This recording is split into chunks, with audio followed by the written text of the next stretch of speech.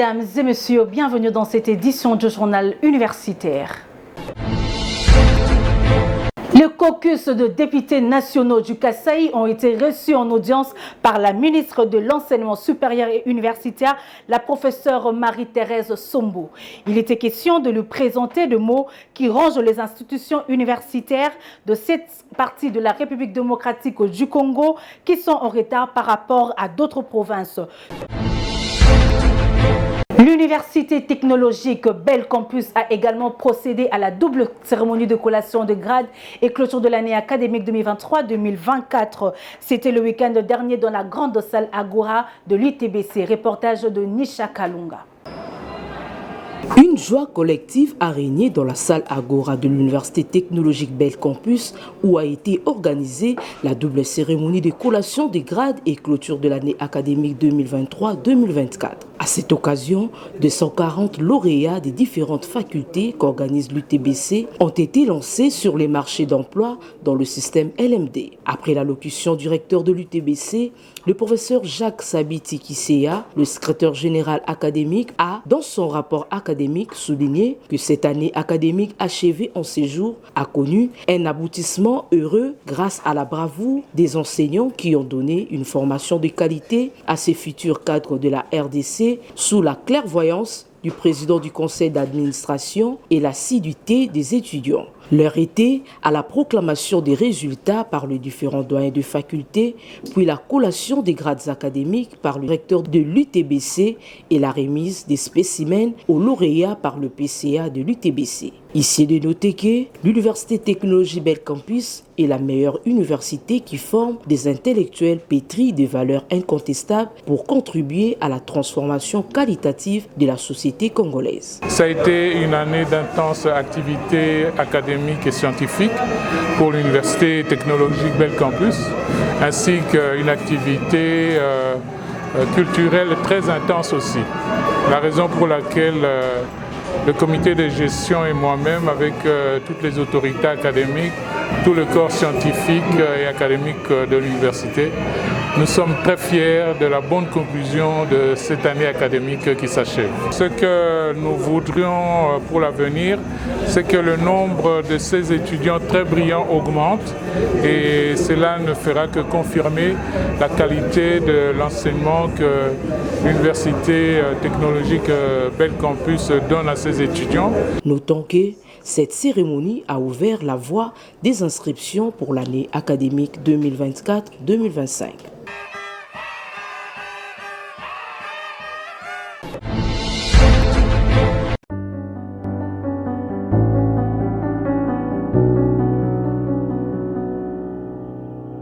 Inscrivez-vous au programme des masters en transformation sociale que l'Université protestante au Congo organise pour l'année académique 2024. Un programme qui vous permettra d'obtenir en une année et demie un diplôme de master reconnu d'ici et ailleurs. Ces programmes sur le changement des mentalités visant l'intégration et le développement social de la personne. Nous inscrivons pour cette année aux orientations ci-après: sociologie et culture des déshabilités, santé publique, genre et développement, droits humains, leadership et bonne gouvernance, entrepreneuriat, gestion des projets et des développements, et enfin, accompagnement pastoral et social. Nous disposons de professeurs qui viennent de partout pour assurer une formation d'élite à l'échelle internationale. Nos portes s'ouvrent déjà au mois de novembre 2024. Prenez votre inscription dès aujourd'hui au campus de l'UPC, sur l'avenue 24, voire la cathédrale du centenaire protestant, ou composez plus 243 818 394 220 ou plus 243 812 620 487, plus 243 891 246 110. Sur nos sites, écrivez www.mtsipc.net ou notre boîte email rectorat@ipcrdc.org. Frais d'admission $50 ou équivalent en francs congolais. Nous avons une vacation soir, puisque la plupart de nos apprenants, ils travaillent, après ils viennent ici. Donc nous commençons les cours à 15h30 et nous terminons les cours entre 18h30 et 19h. je vous reçois, je dis, l'année c'est 1 000 $. Vous allez dire 1 000 $ c'est beaucoup.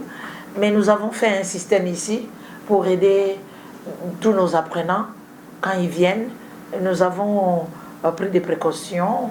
Vous payez selon votre convenance. Si vous avez 150, vous payez jusqu'à ce que les 1 000 $ soient arrivés au bout. Venez, vous ne serez pas déçus. Hâtez-vous car les places sont limitées.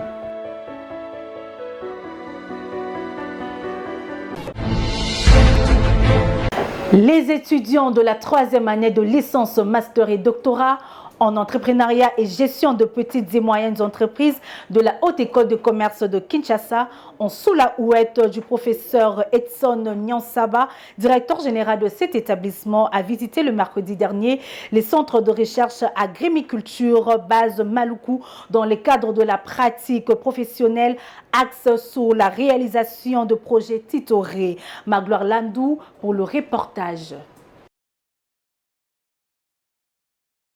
Concilier la théorie à la pratique reste une condition sine qua non pour tous les apprenants. Et c'est dans cette optique que les étudiants de 3e licence, en licence master doctorat, entrepreneuriat et gestion de petites et moyennes entreprises, sous la conduite du directeur général de cet établissement, le professeur Edson Nyansaba Sebegunda et de leurs enseignants, ont visité mardi dernier les centres de recherche en agriculture dans le cadre de la pratique professionnelle. À cette occasion, ces étudiants sont parvenus à travers cette visite guidée et les échanges fructueux entre eux et les responsables de ces centres, cerner la quintessence des études de faisabilité pour mener à bon port un projet titoré bancable dans l'agribusiness, comme le souligne Erika Mangachamala, coordonnateur des étudiants, et Abel Chipata. Nous sommes toujours dans le cadre des sensibilisations et aussi notre idée maîtrise est de pouvoir former l'homme au grand complet.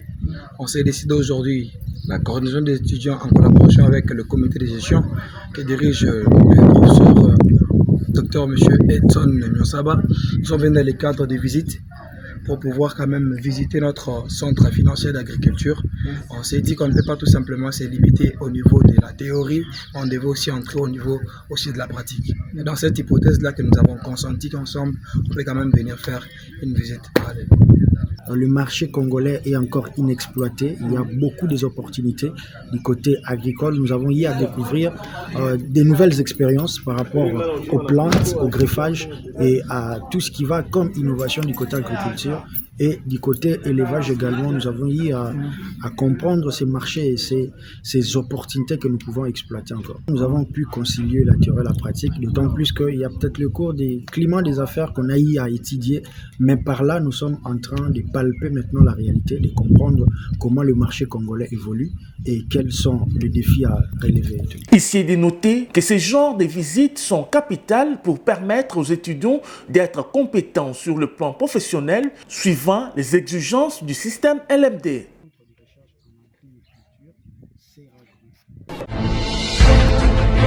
Suivez à présent ces communiqués qui nous parviennent de l'Université pédagogique nationale et l'Université La Salle au Congo-Kinshasa.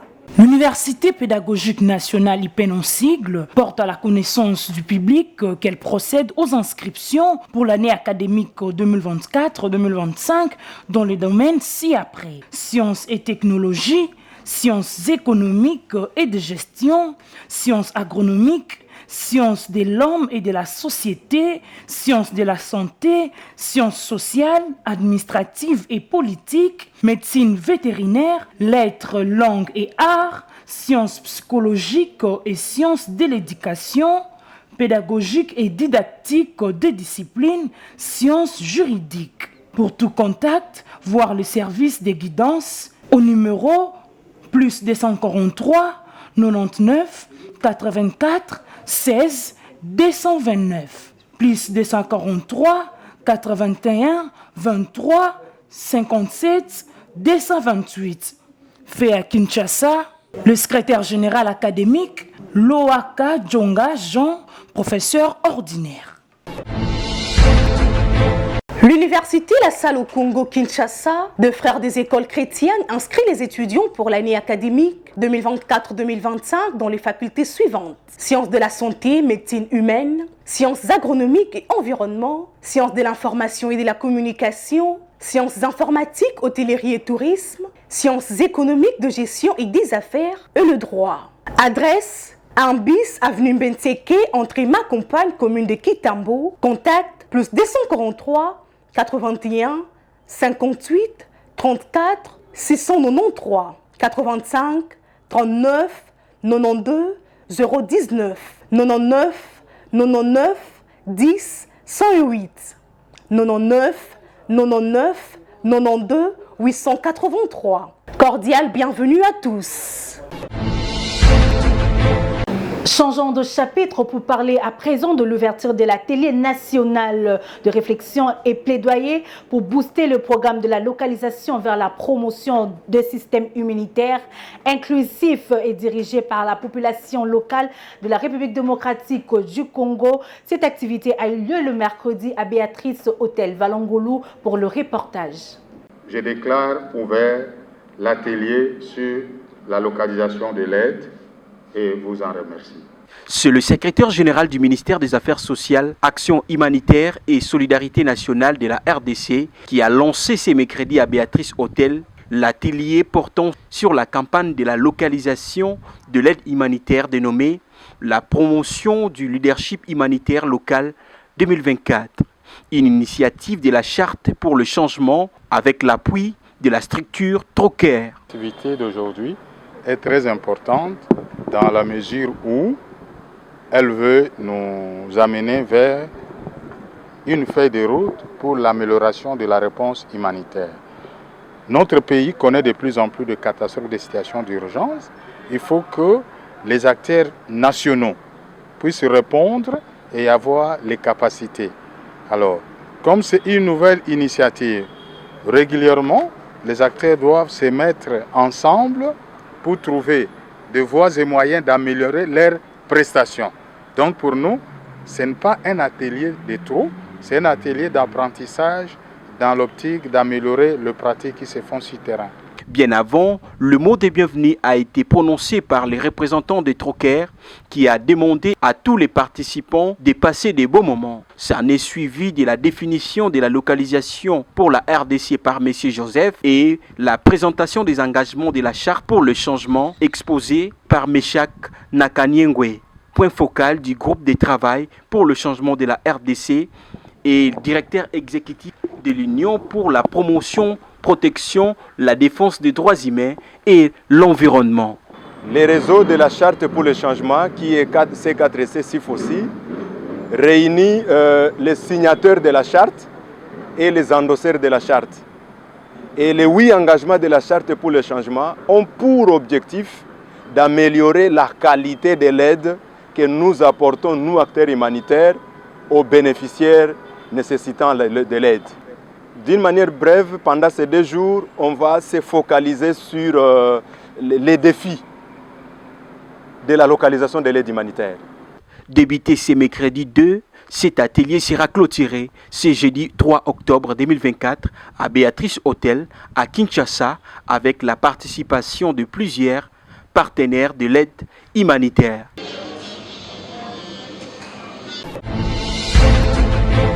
Il a été porté dans sa dernière demeure le mardi dernier. Lui, c'est le professeur émérite César Kabaladiwidi de la faculté de sciences pharmaceutiques de l'université de Kinshasa qui a reçu le dernier hommage de la communauté de la Konil, inspiré bien avant son enterrement. Témoin de l'événement, Kipulu, Kerenangala et Christian Chipampa.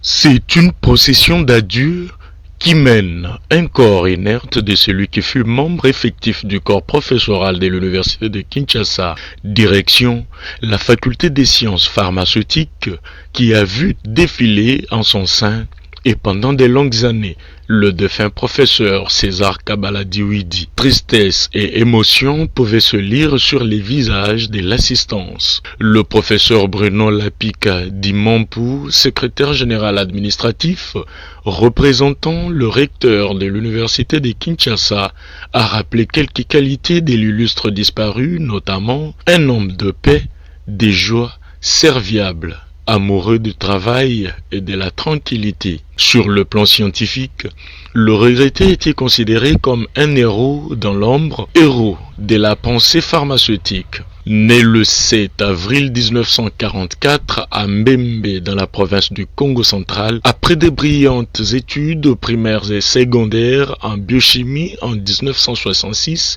à Matadi, il obtient son master en 1981 à l'université de Lubumbashi et son doctorat en 1983 en sciences pharmaceutiques de l'Université catholique de Louvain en Belgique. Une voie laquelle le président de l'APUKIN, le professeur David Lubo et ses membres ont promis de poursuivre dans l'élan du travail et le jeu qu'il avait tant aimé. Le dépôt des gerbes des fleurs par le doyen de la faculté, le professeur Messia Kaounou et l'ensemble de l'assistance a ouvert la voie des limons du serment des Galiens comme il est de coutume en pharmacie.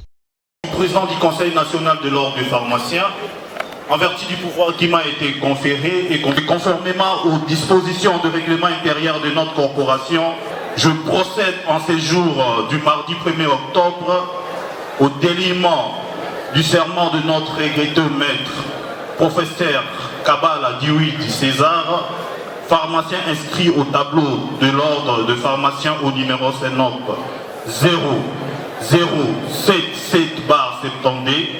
Désormais, nous retirons son nom de la liste de pharmaciens actifs de la République démocratique du Congo. L'université de Kinshasa a remis le corps à la famille du défunt pour son inhumation au cimetière de Kimberley où il pourra se reposer désormais pour l'éternité.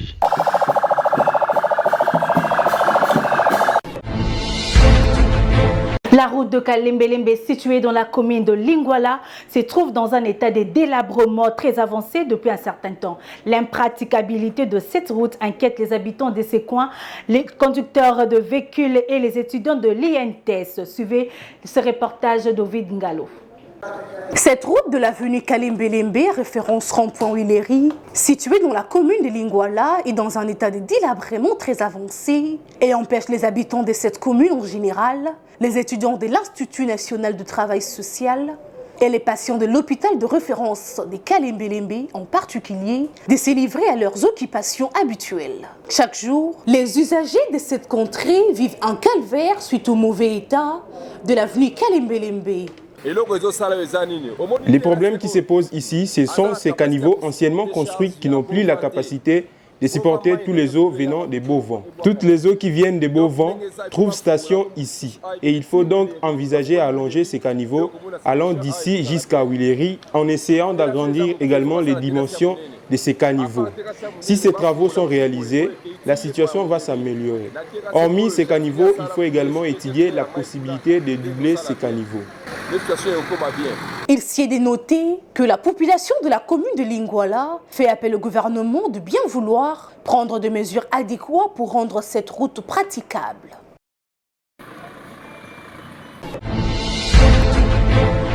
C'est la fin de cette édition du journal universitaire. Si vous l'avez aimé, dites merci à Tonton Biongo qui était derrière la caméra, à Dr Lema à la réalisation, toujours sous la coordination de l'honorable André Mouchongo Machara. Quant à moi, je vous dis au revoir et à la prochaine.